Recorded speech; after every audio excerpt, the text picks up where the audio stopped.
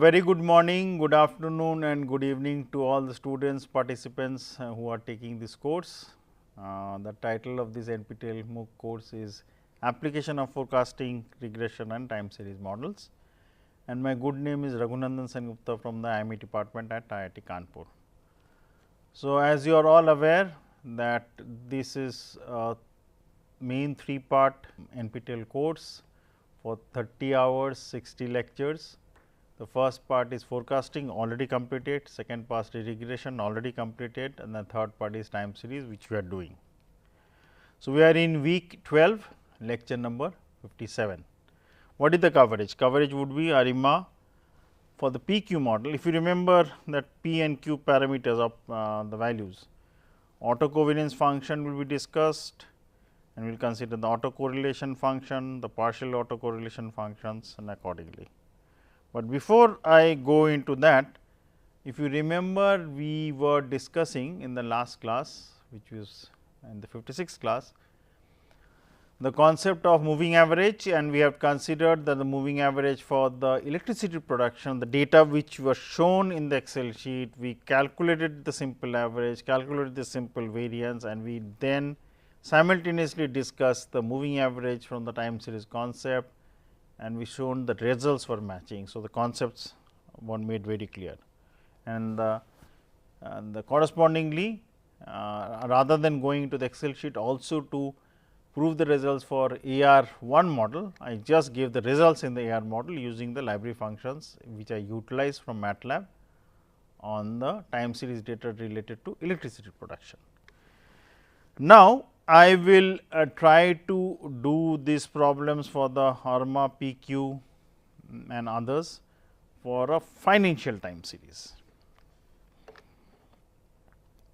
which we had considered, and when I was showing the histograms, if you remember in the week 11 last lecture, and we are also considering the time series plots. One was the histogram to find out the probability, and one was the time series plot.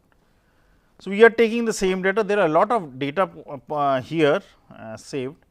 So, it is related to sunspots, electricity production, then corresponding to the passengers movement, then the Indian rupee to dollars, then we have the Bajaj prices in the NSE. And as we proceed, when the Excel sheet will be shared with all of you or the participants, because the slides and the Excel sheets both are would be available to all the participants who are doing the NPTEL one. So, I will add more data sets accordingly with the URL. So, obviously, any in-depth analysis you want to do, in-depth study you want to do, and authenticity of the data set you want to verify, you are most welcome to do that using that URL. So, if you remember in especially in the financial time series considering the returns, we had defined 3 returns. One was R1, small r1, small r2 and capital R. So, small r1 was considered as the simple rate of return, which was given by P2 by P1. So, that value comes out to 1.0069042 considering 3rd January 2012 and 2nd January 2012, where P2 is the value of 3rd January 2012 and P1 is the value for 2nd January 2012. Now, R2 was found out using the concept of ln of P2 by P1, and I mentioned very specifically why, considering the continuous compound interest rate, the rate of return R2 is given by ln of P2 by P1. It was explained in the discussion, and this is a very simple concept which is utilized in finance. Even though I mentioned that we are not covering any in-depth analysis of finance, but I thought it would be necessary that why I am using R2's formula as this. So, considering this, I find out R2, small r2, and capital R is basically the total rate. Okay, here sorry, I made a mistake again. So, it will be P2 minus P1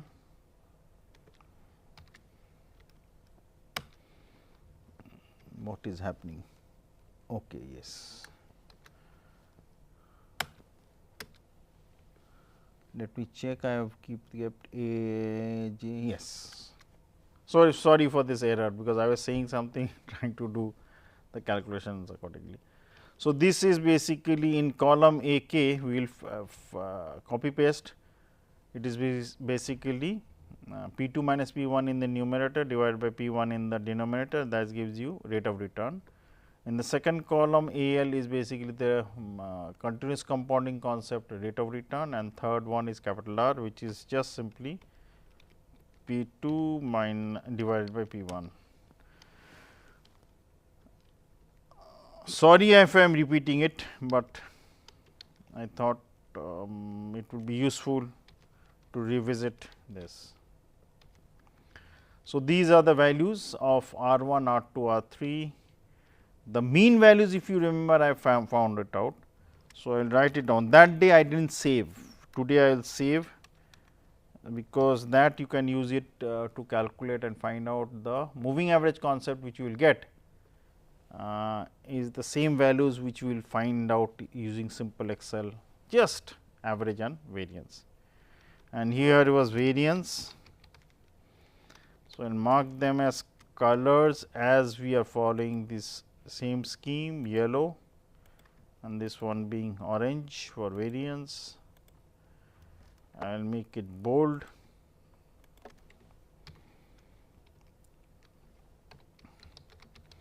So, this is average.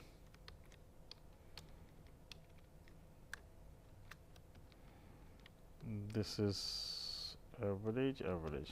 Okay, I should because I can find out the average for the actual time series, because even though stock prices are considering stochastic, but for the rate of returns they would be considering with a particular distribution. So, I find out the mean, I find out, copy this colored scheme. Now, I find out the variance var p .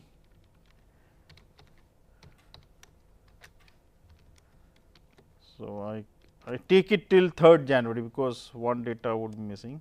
For this, one data is missing. For R 1, R 2, capital R, one data is missing. So, I will copy it and then remove it, make it A K 6.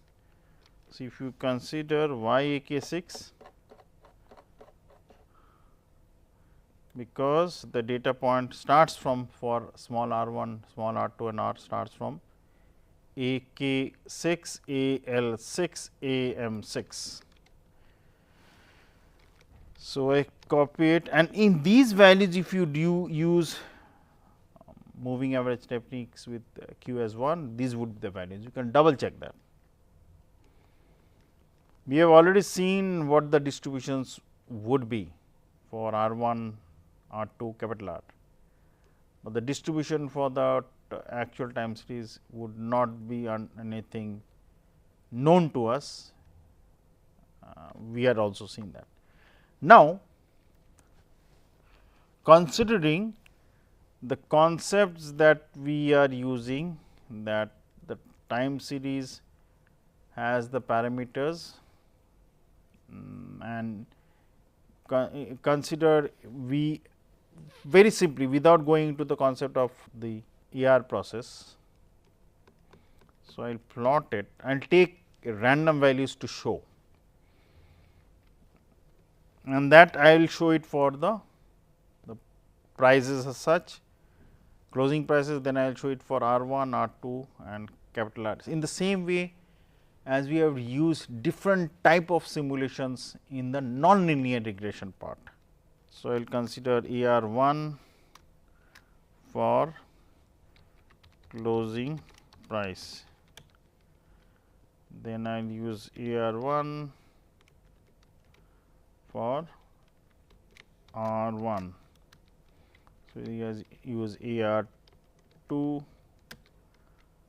for R 2 and I will use AR 1 again for capital R, done. So, I made the column heading accordingly, and let me consider. So, based on the AR1, I will try to find out, even though that has not been mentioned along the discussion when we are considering the time series, but the end of the day our main task is to find out the best fit based on the errors. So, I consider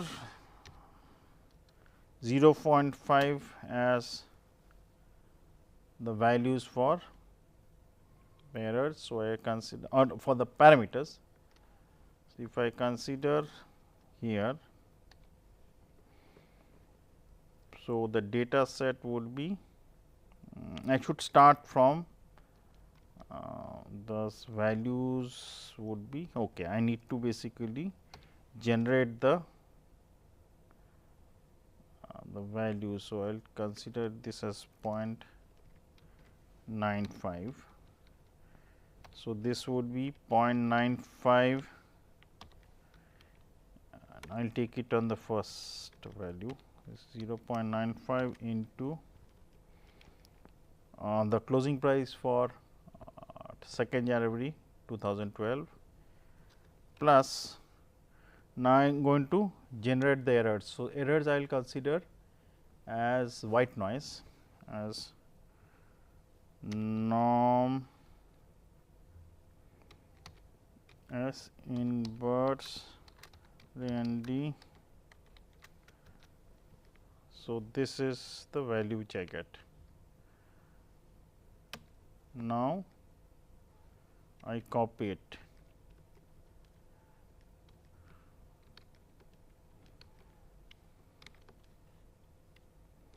Okay, this 0.95 will be fixed. So, I need to give a dollar sign to fix it.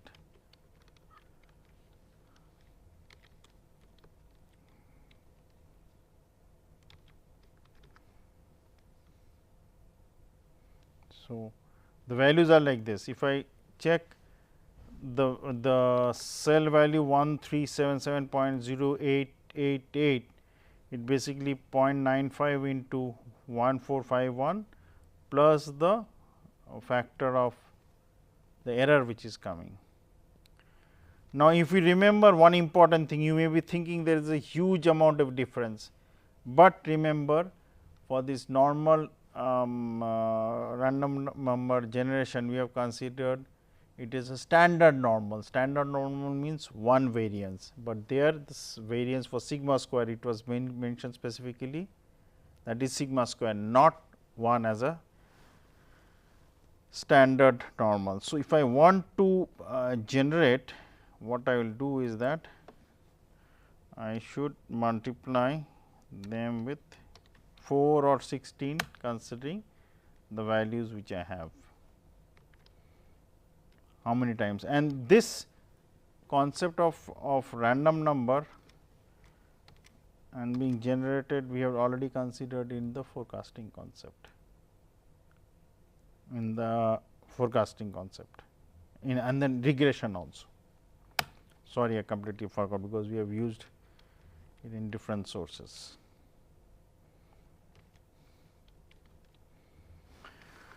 So, let me increase it a little bit, not for considered it is about 9. 9 means the variability, standard deviation with square root of 9 is 3.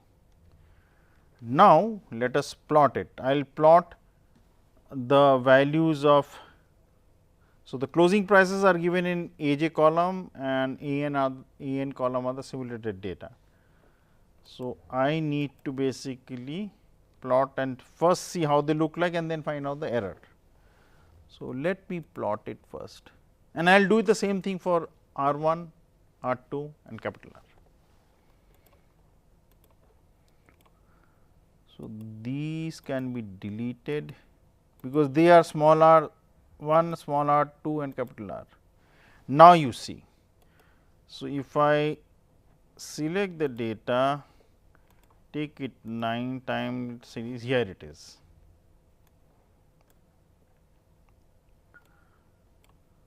Here it is. So, series 1 which is basically the actual data, series 2 is the simulated data. and based on the fact that we are taking the variability as free, variability as 9. Now, let us check this data set with a variability of 16, which is standard deviation of 4.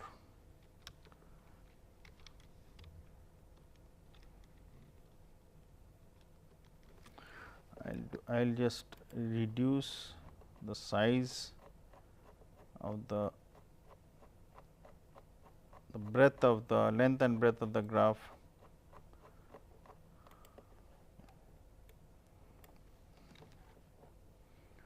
I will copy it to the top, and here it is.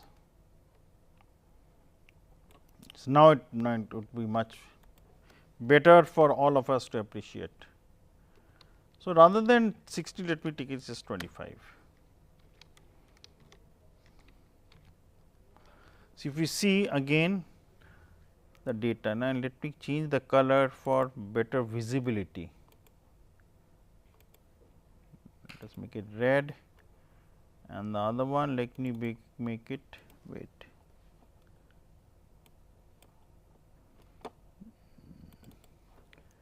let me make it dark blue,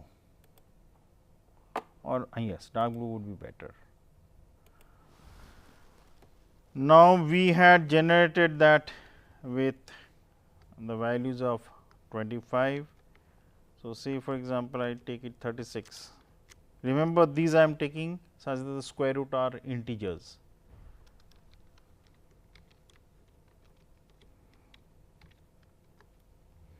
This is how the closing prices are being replicated in the simulation.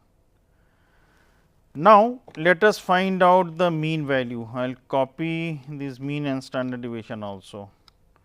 So, mean value with 1837.26 with respect to 1743.1021, while the variance is 37,597 with respect to 36,169.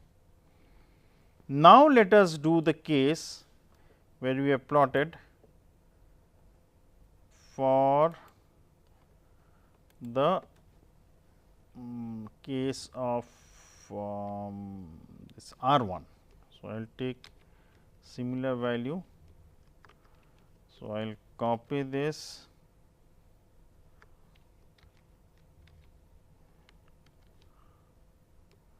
So, this would basically be AK 6, no, this would be wait, because I do not want to have any error here. So, this will be A05. Okay.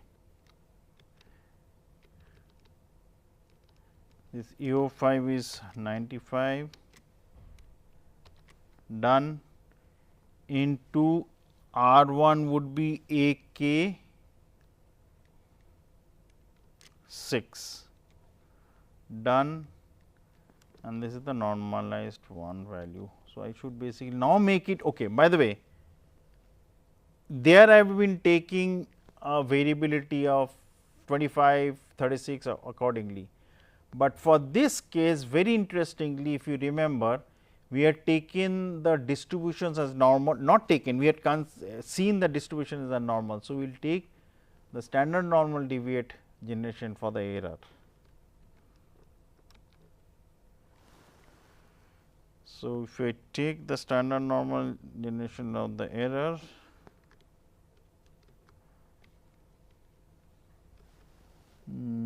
yes. So, the values I will take it as 5. So, there will be difference, but that is basically to show that how you can simulate.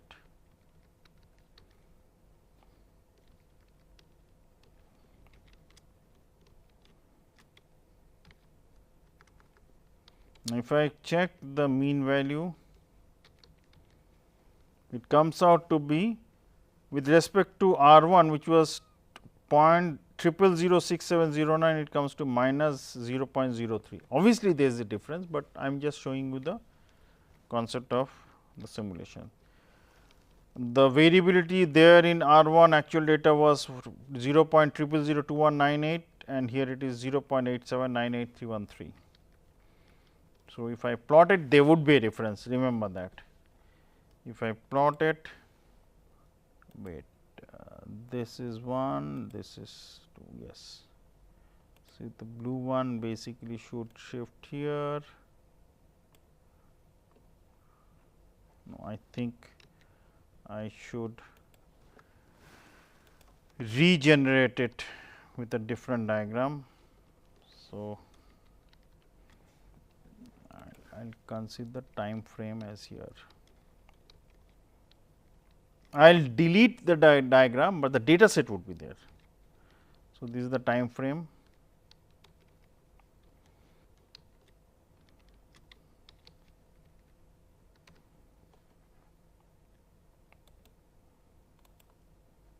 Now, I get R1 values actual,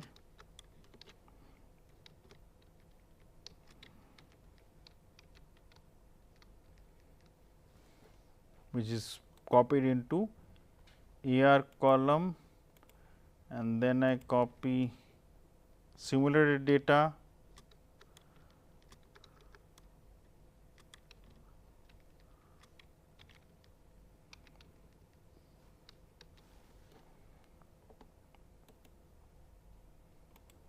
let us plot it. There, I am saying there would be difference, but let us check how they look like. This is something interesting. So, if you see the orange one, the orange one are related to the simulated data and the blue one are related to the actual data. So, the data set which you have simulated in the long run, the mean value should be 0, because here for all R1, R2, the mean value in the long run was 0. There is fluctuation, but the mean value should be 0. And obviously, you can generate the data in such a way the standard deviations can be made much lower.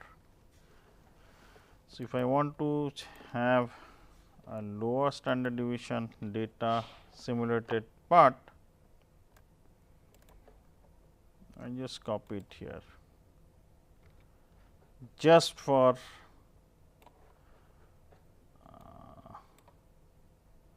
so this was here. So, if I consider that as normal random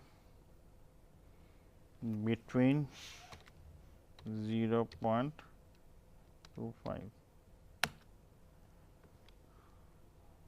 So, I am basically generating a normal random accordingly.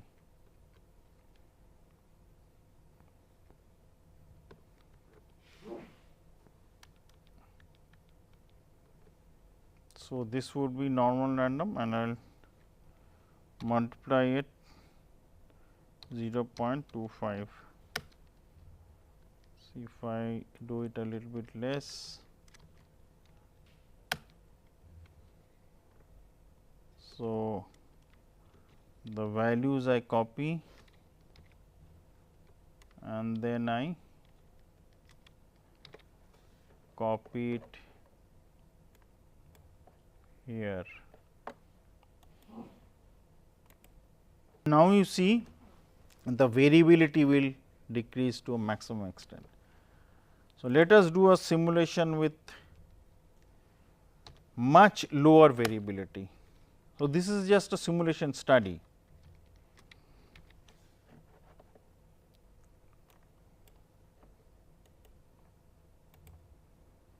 So, you see the variability will decrease depending on how you simulated the data. Similarly, if I do it for the part of R2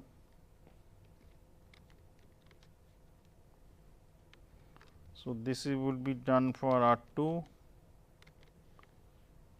I will take R2 accordingly. Okay. So, this will be AP because that is 0.5 AL into normal being generated. I copy it here.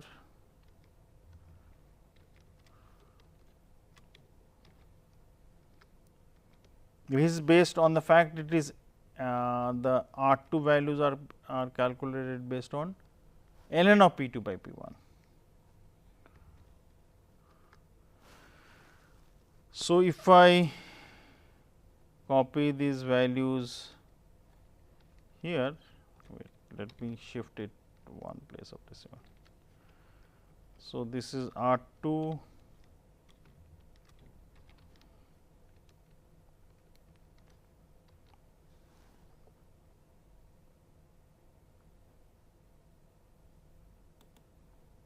copied, and when I take ER1 R2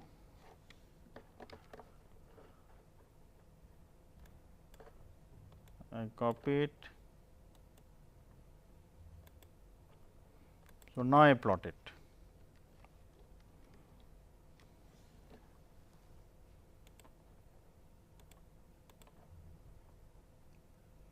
Now, interestingly you will see I add this time series in both of them. Now, very interestingly for the logarithmic one, the matching component with respect to R2 and the simulated value R2 are much more closer. For R1 it was not that, which obviously would give you a lot of information and the interest that the logarithmic returns based on which we are finding out ln of P2 by P1 would be the actual rate of return for the time series part. So, now if you change the corresponding values, let me copy the data here.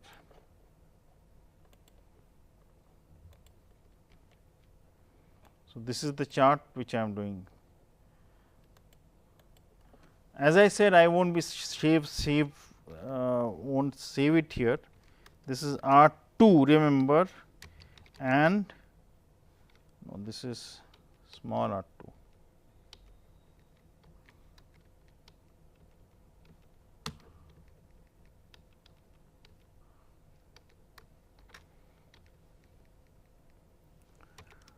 Simulated small R2 for a time frame of January 2012 to, we will check it is still what time.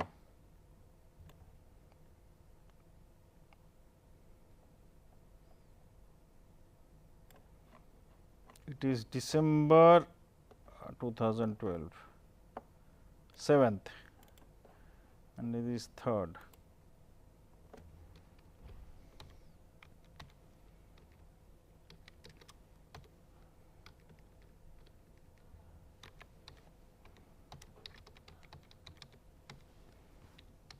So, this is for R2. So, this makes much better sense than trying to utilize it for the case of the second data set. So, also interesting part, if I find out the mean value, variance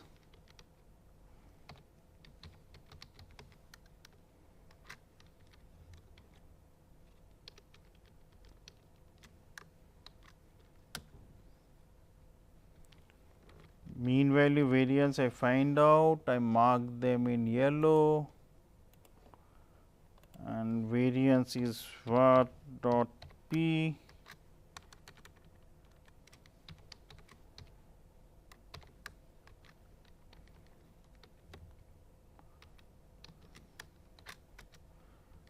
This is the variance.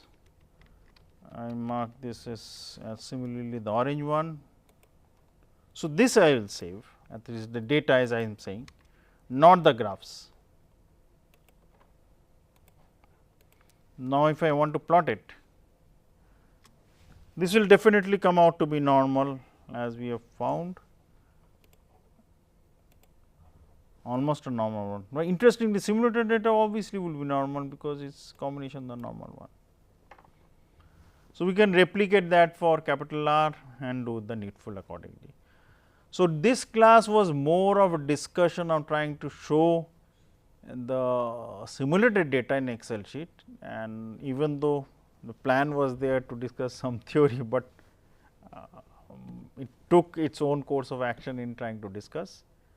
So, we will try to move forward and consider the other concepts in the remaining 3 lectures to wrap up this whole course in NPTEL MOOC of 30 hours, which is 60 lectures series for spread over 12 weeks. Once again, I apologize, because rather than going through the slides, I thought I should pause and take some breath and discuss the simulated data using the actual data. Hope it has been useful to the candidates and the participants and the students who are taking this course. Thank you very much, and have a nice day.